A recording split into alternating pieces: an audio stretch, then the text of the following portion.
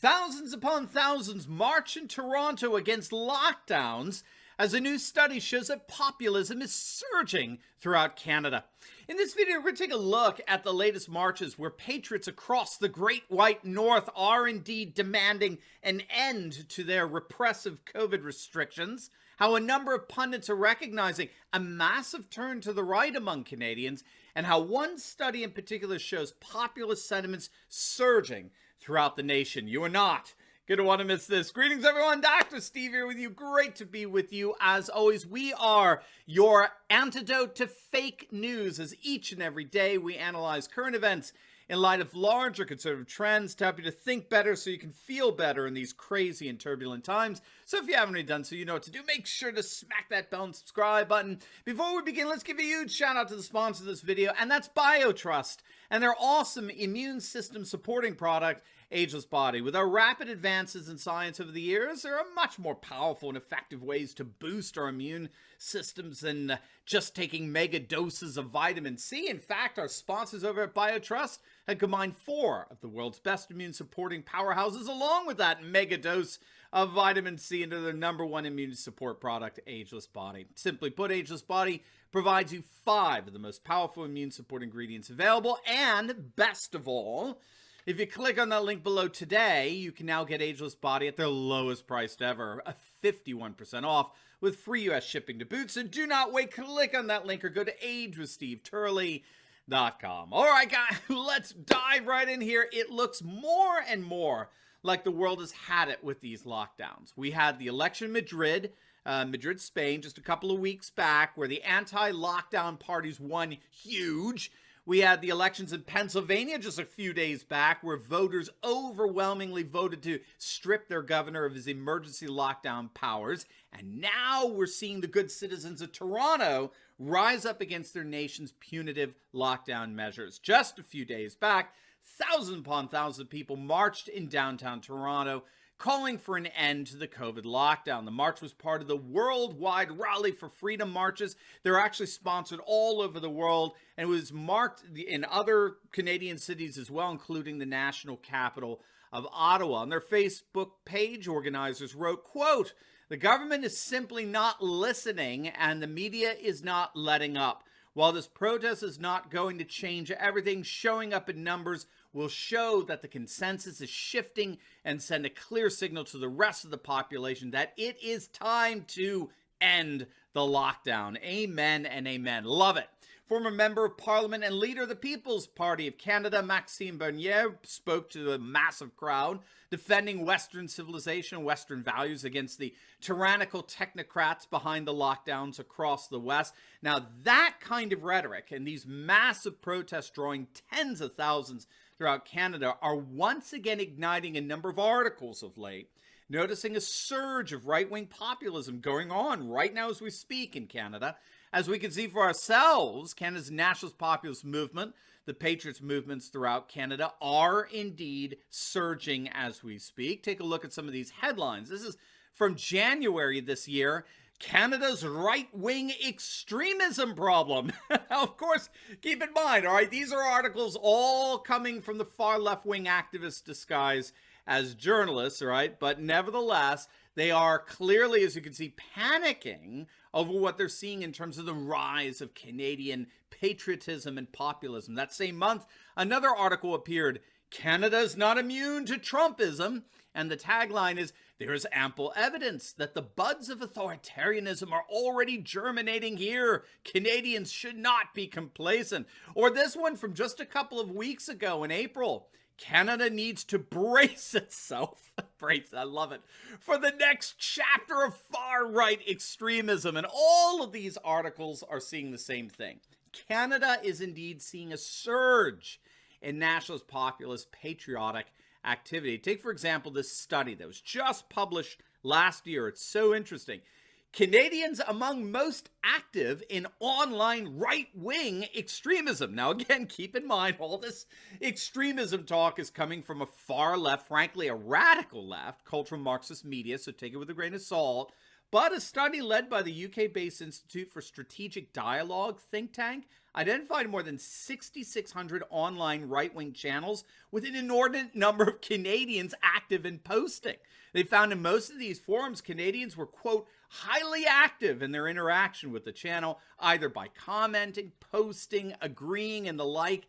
And it was another indicator, in fact, in many respects, it was a key indicator that patriotic sentiments were booming throughout Canada. In fact, left-wing activists are calling the study nothing less than a, quote, wake-up call for all Canadians, which is an interesting choice of words, given that we call the worldwide populist movement the Great Awakening, right? It's the Great Awakening versus the Marxist awakening, and Canada appears to be no exception to this. Now, as I was doing some research here on the state of Canadian populism, I came across a brand new study.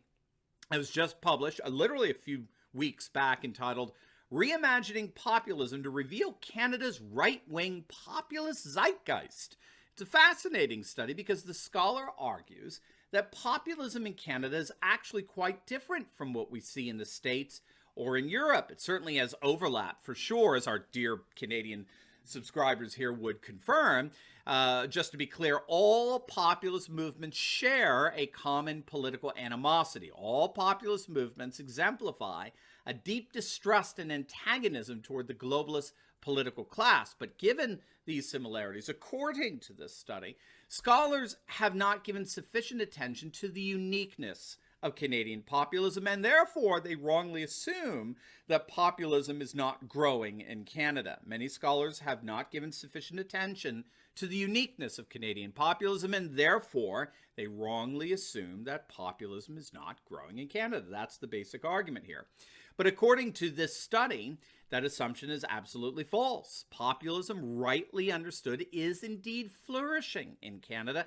Now, before we get into that, I am so excited to invite you to our brand new Patriot Entrepreneur Live event that we're holding on June 4th and 5th. It's a virtual conference, so you don't even have to leave the comfort of your own couch, and you can secure your seat simply by clicking on the link below. If you're looking to be a patriot entrepreneur who's currently frustrated and feeling trapped in your woke job, passionate about your work, but disheartened about your woke environment, or perhaps you're a current business owner who wants to take your impact to the next level, then you're going to love our upcoming Patriot Entrepreneur Live. I've invited top conservative entrepreneurs to join me and share their wisdom with you as together we build a world of freedom without sacrificing our callings and our talents. Now, prices are going up just before the conference, so you do not want to wait. Make sure to click on that link below before prices go up, and I'll see you for a weekend that promises to be a game changer in your life like never before. All right, so what we have to understand, again, according to this article, is that American populism and European populist movements tend to be highly animated around the whole issue of immigration. Okay, so we have studies on this, on how unfettered immigration, particularly illegal immigration here in the States, is one of the main contributors to the rise in nationalist populist sentiments in the United States and in Europe. But according to this study, what the scholar calls this exclusionary emphasis that we see in the politics of, say, Trump or France's Marine Le Pen or Hungary's Viktor Orban or Salvini in Italy, that tends to exhaust the whole notion of populism for many scholars, which in turn blinds them to the unique nature of Canadian populism. As scholars such as David Laycock have observed, Canadian forms of populism tend to focus more on criticizing a system of power, quote, backed by special interests and their political agents, and protected by institutions portrayed as insensitive to the appeal and interest of the people. The concern involves more a criticism of a system of government that does not work for the everyman, or according to the common sense of the average Canadian. And though this populism is still most certainly highly critical of immigration and multiculturalism, its focus, or better, its language, tends to be more economic and political than nativist. And this uniqueness goes back to the old Reform Party of Canada in the 1980s and 90s, which really put Canadian populism, particularly Western Canadian populism, on the map. And through their eventual incorporation to the Conservative Party of Canada, the grassroots of the Reform Party developed what scholars call a mainstream populism, which tends to focus on a pure people versus a corrupt elite for electoral success and party building. The problem in Canada is that the nationalist tendency, the vote, it tends to split with the Quebec nationalists vote at election time, which weakens the unity of the coalition. And so Canadian populists have worked very hard on forging a populist discourse that's more multicultural and yet thoroughly anti-establishment and anti-political class. And in the end, that's what the scholar sees as behind the remarkable localized successes of Canada's populist movements in the last couple of years, starting with that blowout election in Ontario back in June of 2018 when Doug Ford, who's often dubbed Canada's Trump, he won the election overwhelmingly as Premier of Ontario. And we just saw win after win after win coming out of that. Populists won in Quebec and in Alberta and New Brunswick and Prince Edward's Island. I mean, it's pretty impressive stuff, that winning streak. And they were even able to reduce Trudeau's re-election nationally to a hung parliament. And now with these marches in Toronto and Ottawa and cities throughout Canada demanding that the governments lift these repressive COVID restrictions, it appears that the surge in Canadian populism is only just beginning.